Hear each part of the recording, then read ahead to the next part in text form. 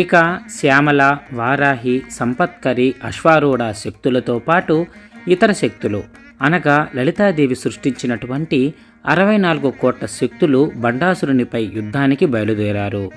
లలితాదేవి బాలంబికాదేవితో క్రీడా వినోదంలో మునిగిపోయింది. ఇక బండాసురుని యొక్క సైన్యం గురించి మనం తెలుసుకునే ప్రయత్నం చేద్దాము. మన్మధుడి చితాభస్మం నుండి బండాసురుడితో పాటు విశుక్రుడు, విషంగుడు అనే 2 సోదరులు ఉద్భవించగా ధూమిక అనే ఒక సోదరి కూడా ఉద్భవించినది.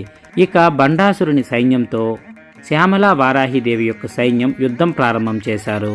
బండాసురుని సేనలు వేస్తున్న శస్త్రాలకు శ్యామల, వారాహి శక్తులు వేస్తున్న అస్త్రాలు వారిని కుప్పకూలుస్తున్నాయి. బండాసురుల సేన శ్రీశక్తి ధాటికి తట్టుకోవడం కష్టతరంగా మారింది. అమ్మవారి సేన ఇంకా విజృంభిస్తూ ఉంది.